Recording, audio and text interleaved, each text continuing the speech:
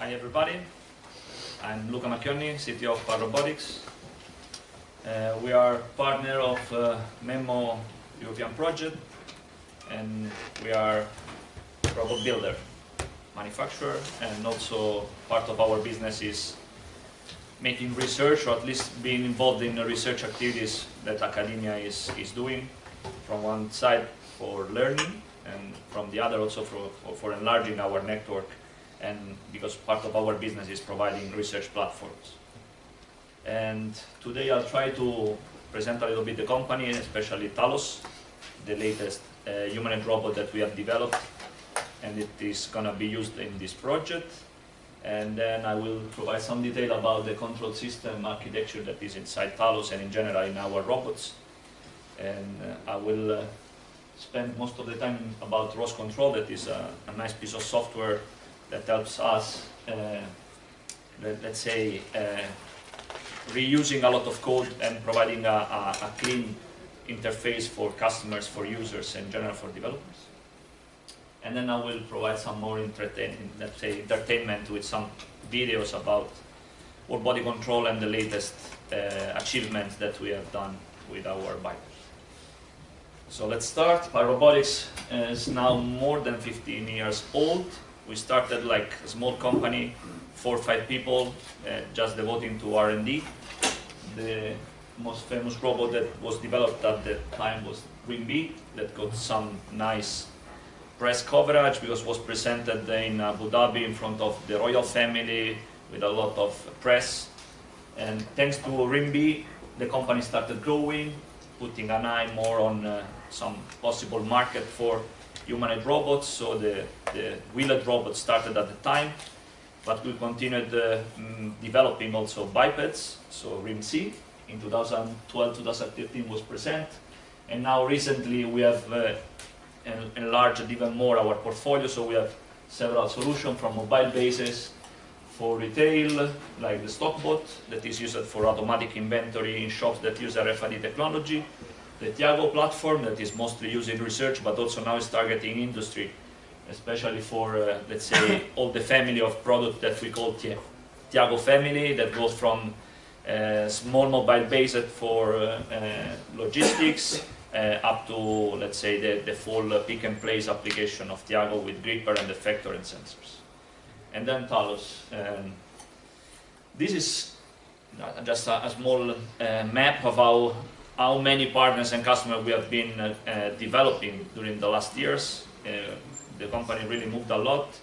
We have like more than 200 customers all around the world, and the events or the travel that we made and the robots are really all around the world. Some points to where you can find some of the robots that we have and at least evaluate them in simulation. We have public repositories on GitHub. We have tutorials on ROS Wiki if you want to test our platform and get a feeling of how the hardware is going to be once you get it delivered. So have a look at it. And then TALOS. TALOS was born thanks also to LAS. We started discussing about developing a new robot together for targeting industrial application, especially the Airbus use case, so having a robot powerful enough to be able to lift heavy tools like drilling tools, riveting machine that are used in Airbus shop floor. The robot was supposed to be able to evolve inside the aircraft, so the structure of the legs was modified to have a larger workspace compared to the previous robot that we have developed, that was RIMC. We introduced it for the first time in our robot family EtherCAT communication bus to have a faster control frequency. That was like one of the requirements of LAS also, because they wanted at least 1 millisecond control cycle. And then torque sensors. What for us was a difficult task, because we didn't know how to integrate in every joint a torque sensor, so we did our best. And now TALOS is able to have a nice torque control that is able to let's say, exploit the power of the platform that is really powerful in terms of speeds and torques. Compared to Rim C, that was the most advanced robot that we had at that time, the TALOS is twice as fast and 3 times more powerful than Rim C. And the weight is slightly heavier, so 95 kilograms and 1.75. The robot is heavy. It's not a toy. It's a complex machine, so it's a robot that is meant for research. But we are developing a lot of tools and a lot of software that is helping us understanding how the next generation of robot is going to be allow us to reach real industrial use cases. And now, okay, some small details of the robot. We are a robot manufacturer. We don't design for us. We design robot that should be used by someone else. So we put a lot of attention in the mechanical design and the electronic integration of the robot. One of the most complex part of this kind of robot that have so many degrees of freedom is the cabling. All the cablings that are inside TALOS are manufactured outside by industrial suppliers. And the design is modular enough to allow us to replace parts that are broken in case of any maintenance issue. The computers of the robot can be upgraded because we use a form factor that the motherboard is composed of two let's say, components. The CPU can be upgraded without changing nothing apart from that. And the brushless DC motor that we use are high performance. We buy basically magnets and windings, and we design all the housing and shaft so that the actuators are really compact, and we can reach high torques and high speed in this kind of robot. Now you will see us introduction video of the robot. You cannot see it, perfect. No? Okay, that's it. And the architecture of TALOS is, let's say, important to understand.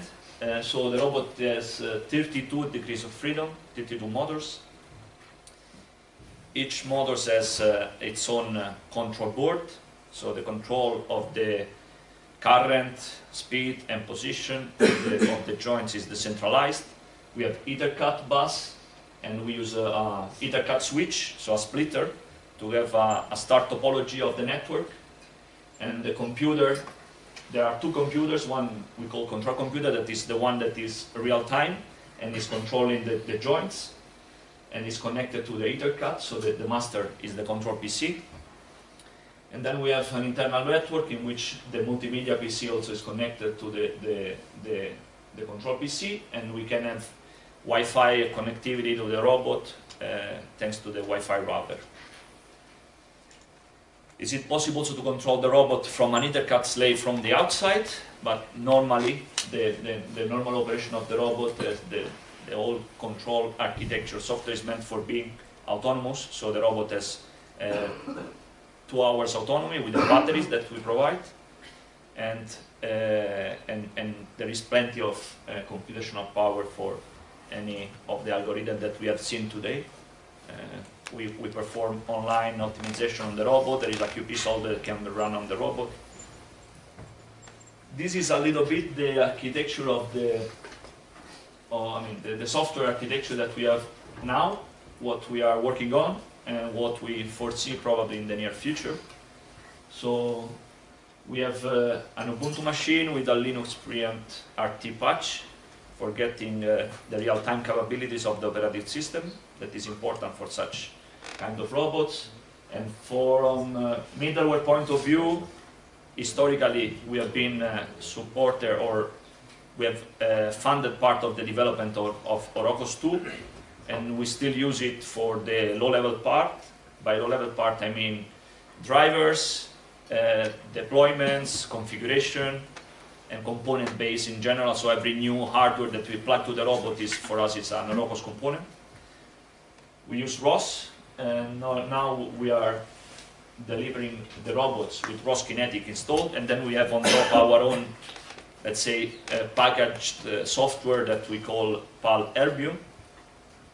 In the future, we will move probably to ROS Melodic or to ROS2 directly, because we are having a close look at the ROS2, that it's interesting for us from, let's say, security point of view, and it looks promising from the perspective of configurability and quality of service in terms of communication between processes and between threads. And let's see how it evolves, because at the moment it's not yet mature enough for having a stable product. And then also there is the community of real-time Linux that is working in getting the preempt RT directly in the mainstream kernel. So it means that you get a standard Linux and you can configure it for behaving real-time without need to patch the kernel. That is something also that can help us. Control architecture. So we have the hardware, we have many robots, different hardware, but we don't want to have a dedicated control architecture for one of them, for every one of them. So we use exactly the same architecture for all these robots. As I've told you, we are using Orocos for the actuators manager, so the guy that talks to the hardware is a component in Orocos. And also we have ROS control, that I will describe later in more detail. And then we have all the ROS high-level applications that are running in non-real time. When I say that we don't want to have a dedicated control architecture, it means that among the different platforms, we just change configuration files. We don't need recompilation. All the robots use the same version of Ubuntu, the same version of the libraries. We take care to don't break API, ABI compatibility when we release new packages. We have continuous integration for allowing us to control the quality of the software. So the difference between the robots are basically the description of the robot that is described through a URTF, and then configuration file for configuring which plugin, which library to load at runtime. So this is done through YAML file and launch file. For those of you that are familiar with ROS, is like a standard for configuring application and nodes. But now let's talk about ROS control. And I don't know how many of you have implemented a controller or a robot driver by itself, but we struggled a lot. Every time that we developed a new robot, we had to develop a lot of code. So we started looking at how in the Willow Garage they made the PR2 manager, that was like the controller for abstracting the hardware. And thanks to some effort coordinated also by us together with Haidov, and we managed to decouple what was hardware dependent and what was not hardware dependent in the PR2 controller manager, and the ROS control was born in late 2012. We continued developing it, and now actually recently we got some funding for bringing to the upstream ROS control the modification that we have made especially for TALOS, and I will talk about it later a little bit on, but basically that there will be support for the torque sensors, for the absolute encoders, for the mode switch, that are nice features that we have on our robots and that are implemented inside ROS control, so that will be available for the community. Some resources where you can look for more information about ROS control. So the ROS wiki, the GitHub organization ROS controls, and then two papers. One is quite old now, the presentation that Adolfo gave in 2014, and actually part of these slides are from that presentation, and then a more recent publication in which many ex-colleagues and also Gennaro, that is somewhere here, participated, contributed. So what is ROS control? ROS control basically is what you would put in the middle between the hardware and the application that you want to run on the robot. So you want to run navigation, you want to run Ultimate control, motion planning on the robot, you need to access the resources to run then the algorithm on the robot. ROS control provides a lot of tools and infrastructure for making this possible in a short time without reinventing the wheel, and providing, let's say, standard interfaces that allow the reuse and the sharing of robot controllers. That is what, let's say, we would like to get a new robot, install the package of the walking, and then you have the robot walking. And if the robot exposes these interfaces in a standard way, the package that you install, it's gonna work out of the shelf. So the main goal of ROS control was to decouple what is hardware dependent and from what is, let's say, algorithm dependent. So there is this division between the access to the robot and what are the controllers. And then you want to also think about simulation. So you would like that your controller can run transparently in the simulation or on the real robot without need a recompilation. So that allow you to really debug, test, and validate the software on the simulator before running it on the real hardware. And then you want to use cross software. So you want to use controllers, you want to share controllers between robots or between research groups. Then it also provides some, let's say, rules or infrastructure for defining how a controller should look like. So the life cycle management, a controller should have a load function, a start function, a run function, and a stop function, so that you can control the behavior of the controller once it is loaded or run in the robot. And then you want to use, RBs, move it, navigation stack of ROS. Basically, you want to maximize your time spending it on what is worth, so in the application, and reuse as much possible tooling and software that is valuable and can buy you time. And then for sure the real-time ready, yeah, because this is a requirement for some application, especially humanoid robots.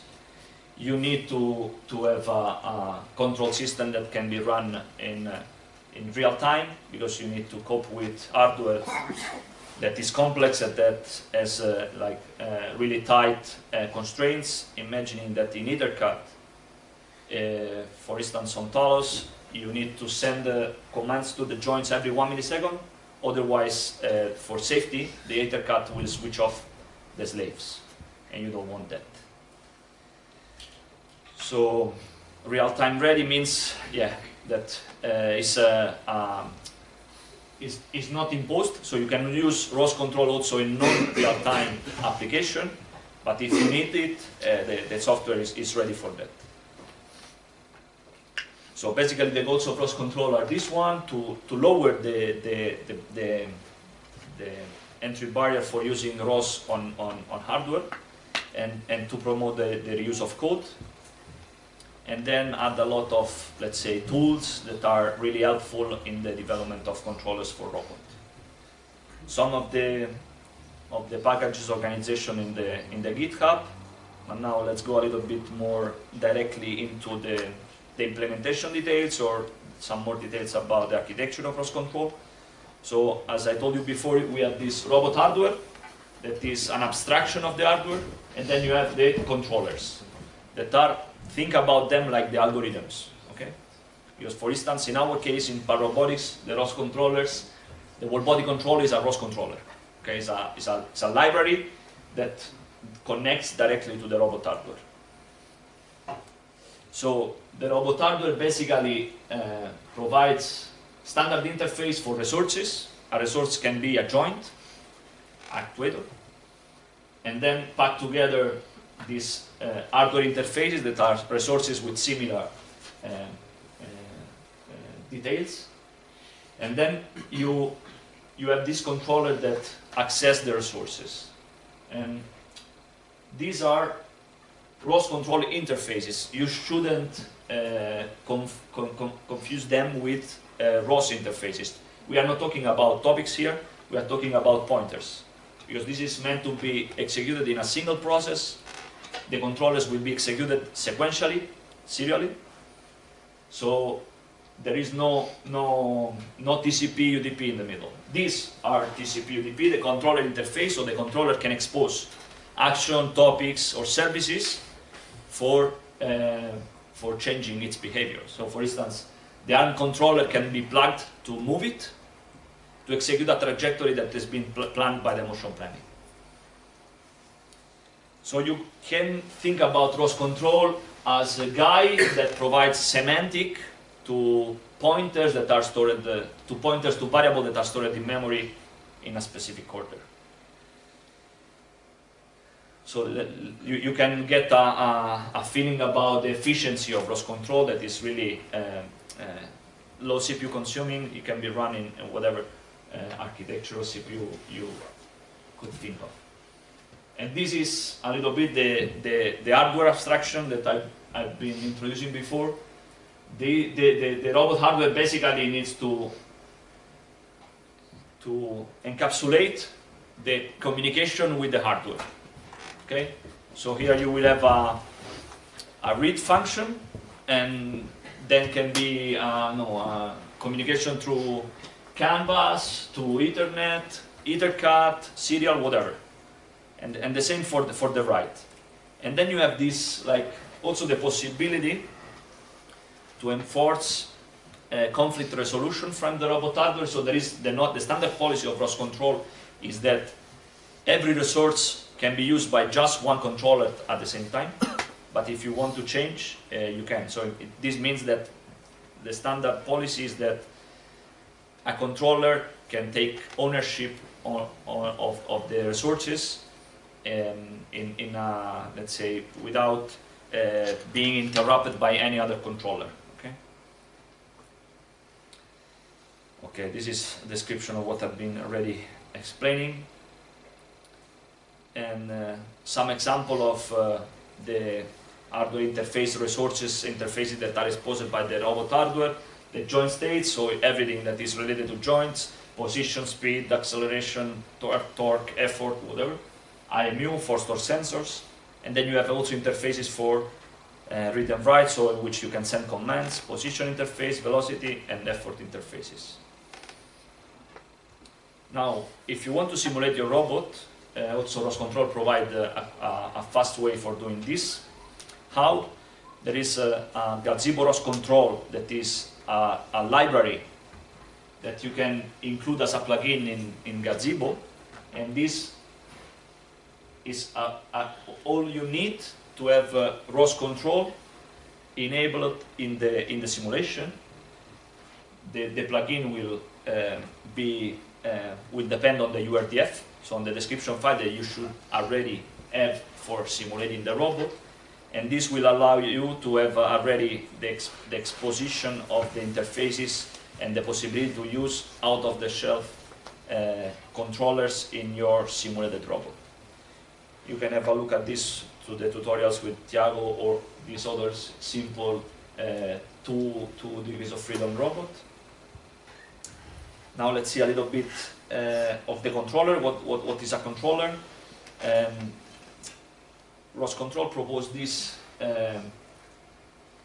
small state machine for a controller, so the controller can be, once it's loaded, can be stopped or running, and you have simple an API for starting and stopping the controller. And what is executed inside the load and unload function shouldn't be, it's not needed that it's real time, so you can create object, you can allocate memory, and you should check for the requisite of your controller, while what is executed in the start and stop function of the controller should be real-time safe. There is this reference to semantic zero that means, imagine, I don't know, when you start a controller, it shouldn't do unexpected behavior, so that it's expected that if you switch on a controller, the robot stay where it is. So all the position, gravity compensation. And then another typical policy is that when the controller is stopped, you should cancel all the goal, so that if the controller is started again, it doesn't behave unexpected. Then there is the update function, that is the function that is executed at real time and is executed periodically. And as I told you before, if you have multiple controllers loaded and running in ROS control, there is a sequence of execution. You can have also non-real-time code executed in ROS controllers. How? You have a callback, so that can listen to external ROS services or ROS action. And in this case, you can modify the data that the controller is managing, modifying the behavior, listening to a topic to trigger specific behavior. And a little bit the summary about the ROS controllers. So you have this way to have a plugin that can be dynamically loaded. It can be used on simulation or on the real robot. And you have a clear interface for separating what should be real time and what should be not be real time.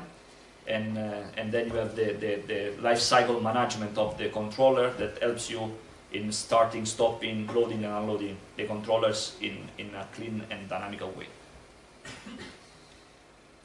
Some of the shelf controllers that you can find on the ROS control GitHub, the joint state controller basically listen to the joint states, the joint position, effort, and publishes the TF.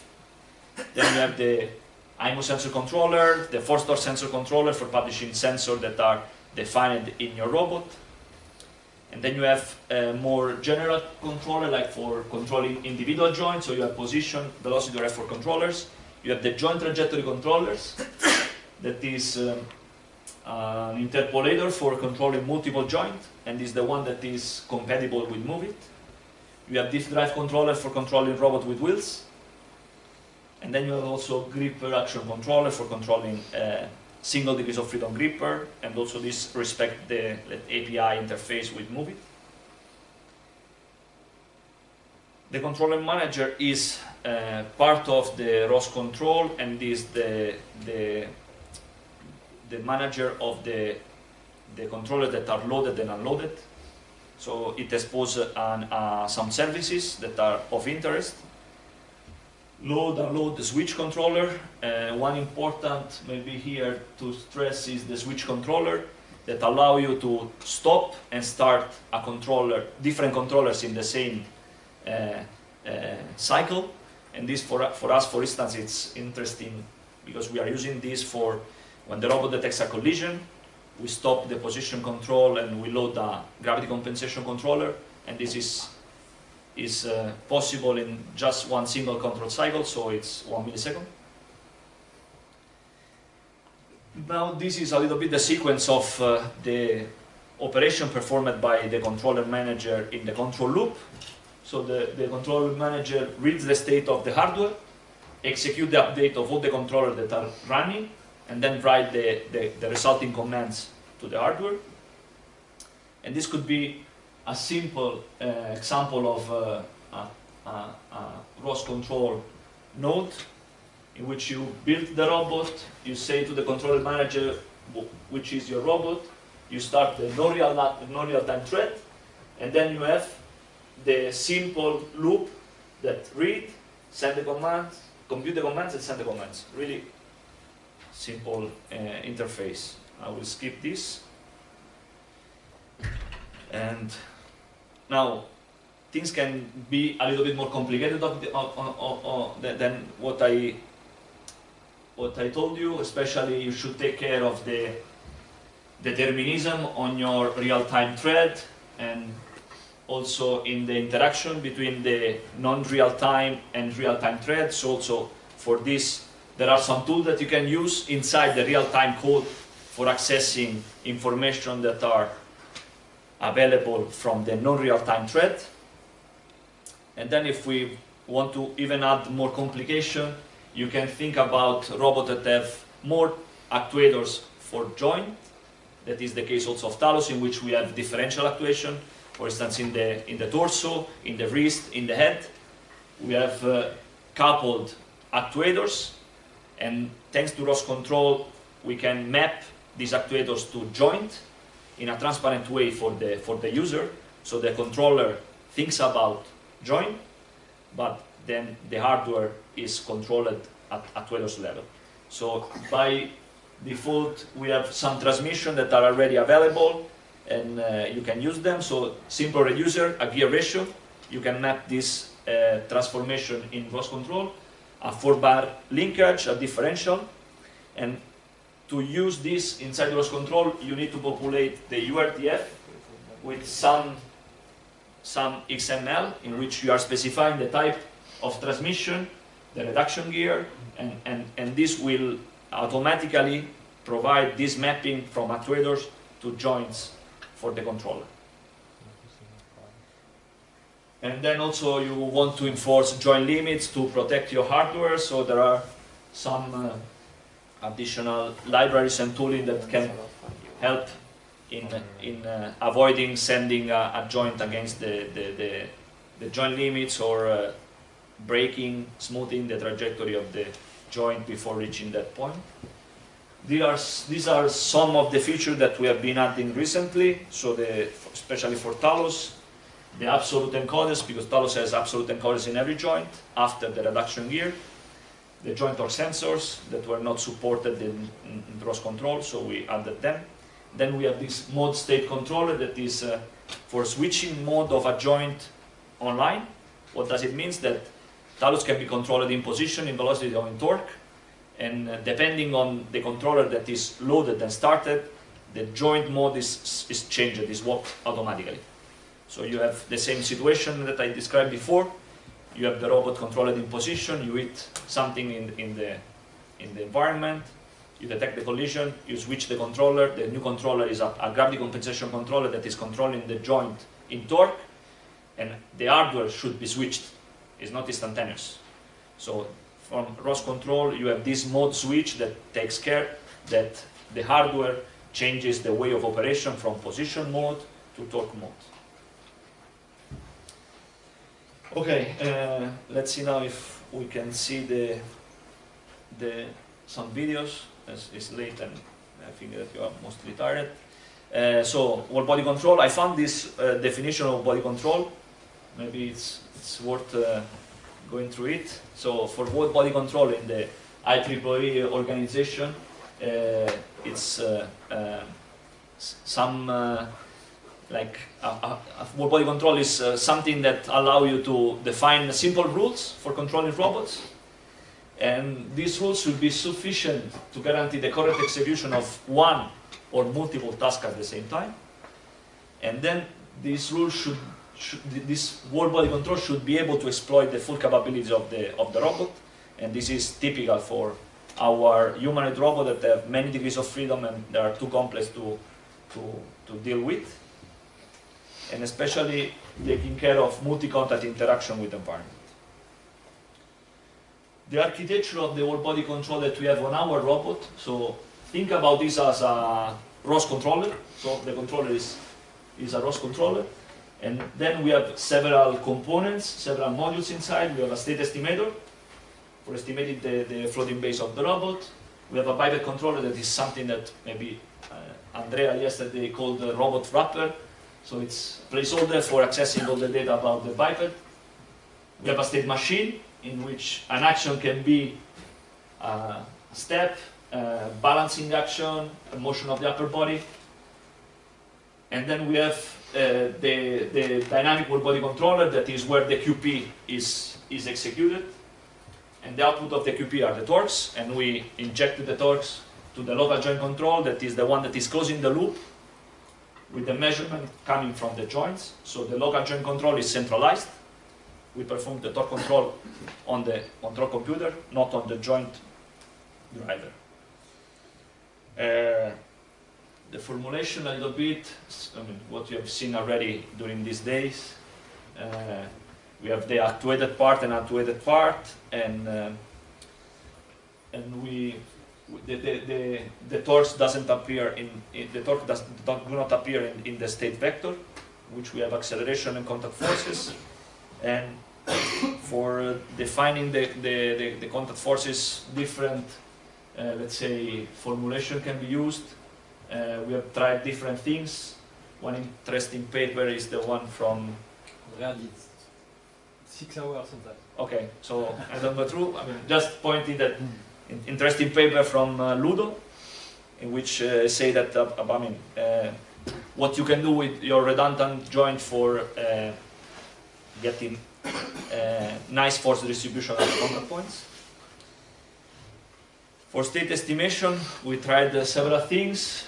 We have several implementations, also thanks to the work of Joan Solà, that taught us a little bit more about Lie theory, Lie groups, and geometry. At the end, I don't know which implementation is best, because every one of them has some limitation. And I mean, let's say a mix of kinematics and least square is what provided us the best solution. Here you have a video in which this is simulation, it's not real robot, but you could see the reconstructed state.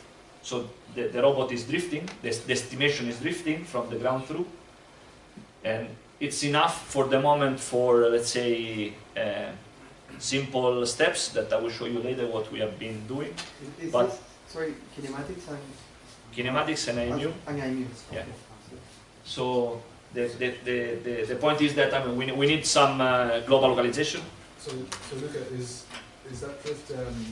Is this all in simulation, or is this motion capture? This is simulation. Just simulation. Actually looks good for just being. Yeah. Okay. Then about the optimization, this is the solver that we are using. I don't know if you knew this is something new that Alexander Sherikov developed recently.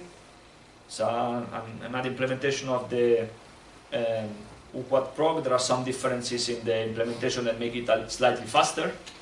And these are the comparison of, actually, I mean, this is similar to what already Andrea explained yesterday. I think about the inequality constraints and the simple bounds that are supported in TSID. But there are some let's say, implementation, optimization about when to compute the Cholesky decomposition, how to update some matrices that make it a little bit faster than the other implementation of A-quad prog, U-quad prog. I don't know better now. Can you explain of the plot? I don't see the sorry. Yeah, I mean, the QPOSs is the blue one. Okay. Then the orange, that is a little bit mixed here, and I mean, there is like red and orange. The red is UQuad prog, and orange is UQuad prog plus. So your implementation, I mean, is, yeah. And then the violet is the new implementation of, is in GitHub. You can access it and provide feedback. And there are, I mean, still working in progress, but it's working fine. I mean, on TALOS we are using only this now. And this is the stack that we are using for TALOS. So we have only 2 levels of priorities, and the task at the same priority are then weighted with weights. I don't know the weights, but from we spent a lot of time tuning the weights. So I mean, going back to also. What about the postural task? You need like how stable is your control? Yeah, I mean, the postural task. I mean, you have always the postural task. And then let's see if the video starts. So this is something that most of you already saw, the torque control on TALOS for balancing. So this is full body inverse dynamics, and the output of the QP is torque, and we are controlling the robot in torque. The behavior is compliant. so you can disturb the robot and the robot keeps the balance. And we did the same on a moving platform. That is next.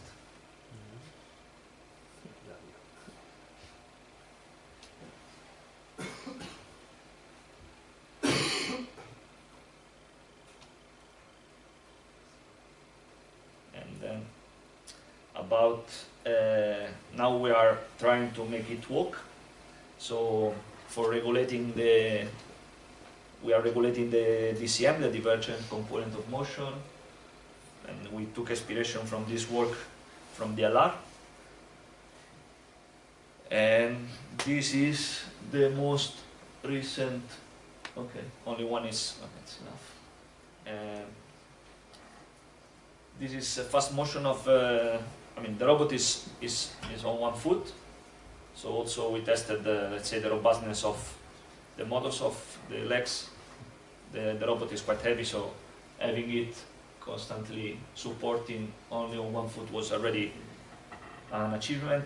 And then we are trying to see how a swing motion would be, and this allows us also to validate let's say the dynamical model of the robot, and this is like preliminary work for stepping. How much time can the robot be in one? Forever. Forever. Oh. This 2 hours. Yeah, until the battery lasts. Yeah, I mean, in this motion, I think that the step time was from the back position to the front. There were 80 centimeters and 0.8 seconds, the fastest one, because it's not constant. Can we see again the movement? Yeah. Really cool. It's nice movement.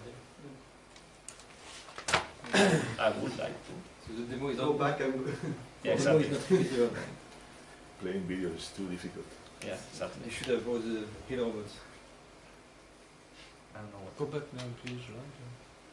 No, the computer blocked. Oh. Completely. Is that? Are you using some PD gains for the joints in the joint space, or is for inverse dynamics? In full embedded dynamics. Ah, Yeah. good. So only one of the tasks is the swing motion of the foot. I think And for the swing lag, you run full torque mode. yeah. Have you tried to do some context switching? I have a video about it if I can recover the computer. Shut him down. Yeah, no.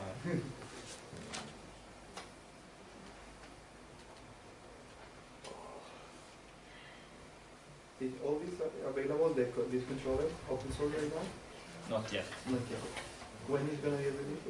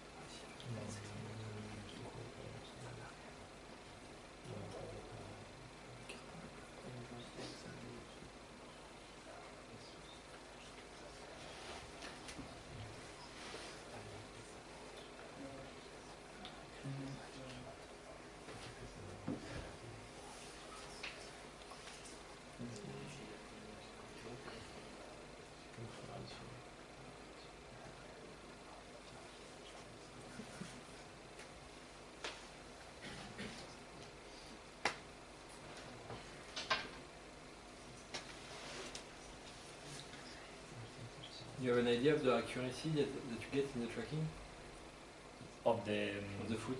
no. No motion capture. And this is another experiment. I don't know if okay. We removed the arms to make it easier. Wow. So, and this is the same full inverse dynamics. We're controlling everything in torque. So you see the walking is slow. There are impacts and it's not sometimes really stable, the contact. The foot is different, or is Yeah, it's without the covers. We remove the okay. covers. Okay. So we are trying to do this now, and I hope that in the next few months we will have some more reliable and faster walking. As a question on the moving platform, how did you brought the controller in that case? It's exactly the same controller of the balance on the floor. So the robot doesn't know that it's on a moving platform. It's like a disturbance. You try to keep the center of mass upright. So every motion that you see is like they're just what the QP is computing. Is this with onboard localization, or you have? No, this is yes, like this is the same state estimator that I already introduced. And then also we want. No. Okay, this is not. Okay, I will. Let's see if I can.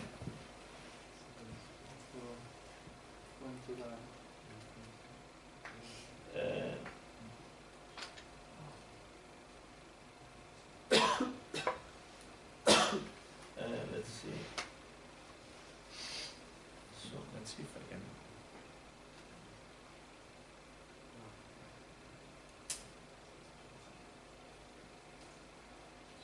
This is one of the.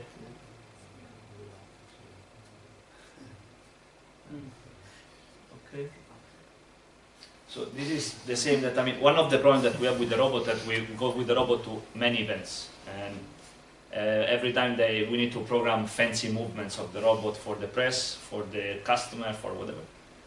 And this is the same. I mean, we want to have really fast motion, and with such robot, such fast motion won't be possible in position. So this is the exact same movement that we normally execute with position controller, but 10 times slower. So with torque control, we can make it 10 times faster, and the robot is stable. It's even more stable than when we execute it with the position control. Why? Because the QP takes care of keeping the balance and ensuring the contact forces and direction are in the proper way. So the arm movements is open loop, and the rest is control. Yeah. The feet are not properly aligned. Yeah, because it's a drift. Yeah. Or it's a design in the movement. No. It's drifted during it drifts. Yeah. Which IMU have TALOS? IMU? With IMU. IMU? It's Microscreen? No. It's I mean even cheaper than microstrain. It's like 1,500 euros. It's from company, from Australian company that is making drones, or it's neither cut. It's RS485, I think, the communication bus. But it was one of the few that we found that was able to send out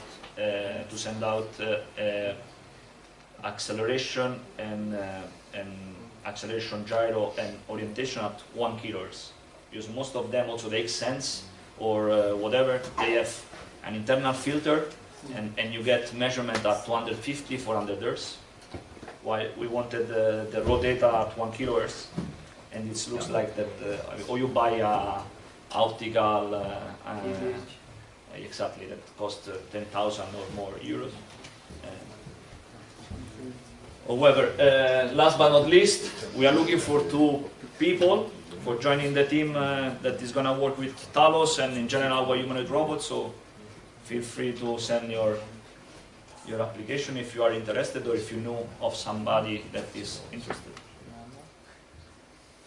And that's it.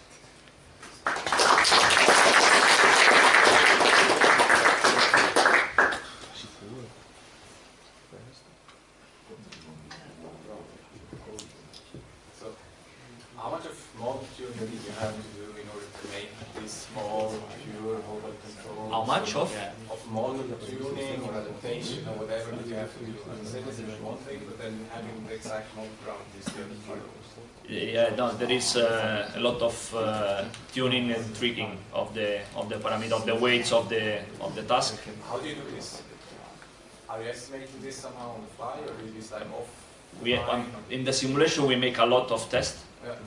So let's say when we then test on the robot, maybe it's for the last two video that I showed, the one of the swing foot and the other, couple of days and was done. One person. One person. But then are you using some force torque sensor in the foot as a feedback element, or this No. is pure Pure torque control. And you don't get any more offsets, you remain safe. Right.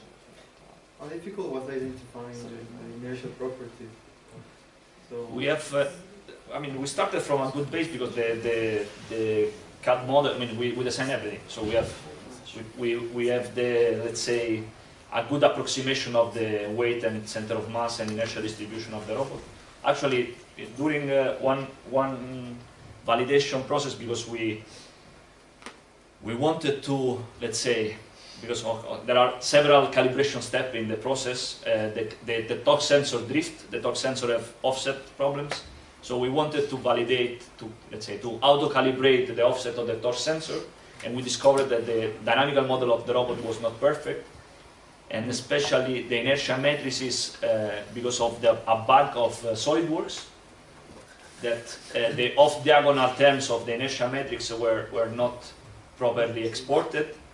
So thanks to this bug, then we also developed a calibration routine for identifying the better or refining the dynamical model of the robot. So the robot is in some configuration, you start exciting the robot to estimate the center of mass position and the inertia matrices. Also on this, I think that there is some work by Ludo that made something. So how is the procedure with the drift regarding the torque sensing? The complicated part is to estimate the initial offset, because the real complexity that also the gears are always preloaded, especially when the robot is, controlling. Where is zero torque? Where do you know that you have zero torque? So you cannot really. So you should perform some movement, some motion, and try to derive the offset of the torque sensor.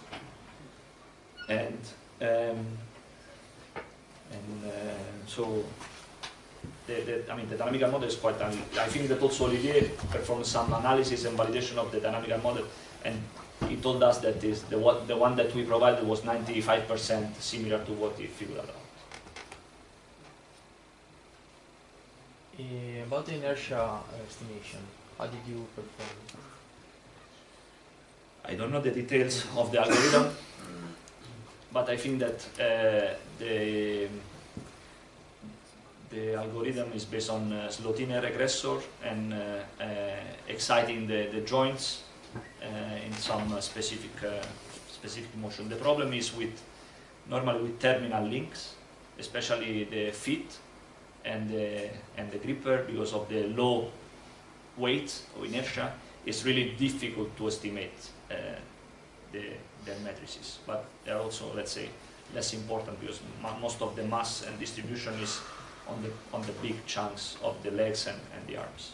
But even the inertia of the trunk, let's say, the torque is dominated by the gravity part.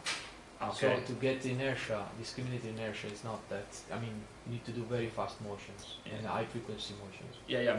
Actually, do you manage for the legs? What we can do? We can. The good part that we can also unplug the robot and we have for the legs we have a single leg on a test bench that we can mostly destroy with experiment, and for the upper body also the arm we can unplug it and make it fast motion around the most complex part actually is the torso, because it's really difficult to decouple. So the two joints that are then coupled, because we have two motors here for the 2 degrees of freedom of the torso, that are the most complex one to in the estimation part. And actually, I think LAS was trying to develop like a test bench for fixing the lower part of the robot and moving only the torso for estimating this. Are you closing the torque feedback loop on joint level, or do you go to the bus? To the intercut. Is there any solution coming up by Elmo that you can do this on joint level? Called Twitter Platinum. The Twitter Platinum. So are you planning to? I don't Is know. it worth? I don't know. I don't know if it's worth it. It's a lot of money. Like Yeah, no. We are looking at alternatives for the driver. So on the TALOS we have the Gold Twitter from Elmo. They're really powerful and compact motor drivers, but they have some limitation in terms of closing the loop in torque directly on the driver, because there is space for some user scripting, but it's not really easy and let's say reliable for making the real-time control loop. I got in contact with some engineers and they told me that we can try to simulate the torque loop or emulate the torque loop with a resolver, so like a speed loop that is actually a torque loop, but then all the filtering that we need for the torque sensor measurement, I don't know how to implement it in the board. So now maybe we can discuss later. There are 2 or 3 alternatives boards that are appearing on the market, and looks promising, but I don't know. Still hard to say. But now, so the experiment we have seen, the control loop was 1 kHz and the torque control is closed on the central computer. But we have now also tested at 5 kHz and we can reach 3 times more bandwidth at 5 kHz. But the problem is that 5 kHz we cannot do it with the 32 degrees of freedom.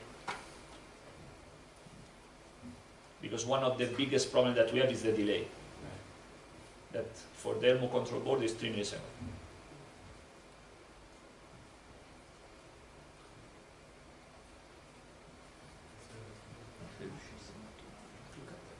So how sensitive would you say that with respect to inertial parameters, would you say that torque control is, according to your experience? It's not so. You need some tuning of the joint torque control, and we have this. The torque control has this toolbox of server that is eating everything that is not properly modeled. So you have like some black box in which you can account for non-perfect modeling or. But it's quite impressive. I didn't expect that Ilario and the other colleague they achieved this. So because it's really the work of last week, and because we were thinking that we were far from having the robot moving so fast in torque, but it looks like that we are on the good way. So we are now a little bit optimistic. Sorry. So this ROS control stuff that you were presenting in the beginning, this is very generic. You can use it in any robots. Whatever. Do you know who's using it? Is there many robots that are out there based on this, or is it still primarily learned? Which one? All the IQ. Yeah, no. In IIT, the IQ is using it. Then in ROS Industrial, a lot of there is a ROS control for controlling Kuka arms, for controlling UR5. Then Valkyrie from NASA is using ROS control, and I think also in Germany a lot of the two Darmstadt also they use ROS control on the Atlas robot. I think there's a bad sales pitch to call it ROS control because it's really just a standardized way to get access to control signals. Yeah. It's not really. Yeah, no, it's providing semantic and a little bit of standard interfaces to the. You could, for example, use ROS control without using ROS communication.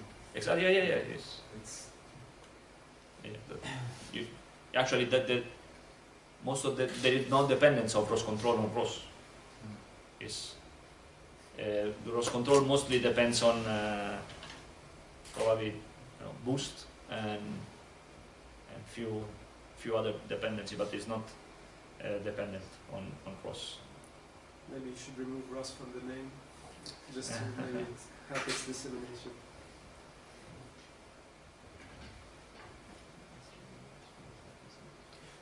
Another question about the transmission. Do you manage to compute like a joint dependent torque profile depending on the because in I don't know in Gazebo you already have to set a fixed torque limits. Yeah. While what we want, for example, if the transmission is non-linear, is that we get the real torque. You can implement your own transmission model. Yes. You can do it. You define it. I mean, you can define your custom transmission plugin, and you can implement whatever. If you have a non-linear torque that depends on the position of the joint, you can do this with the transmission plugin. The dynamics of the actuator, you can Yeah. put it there.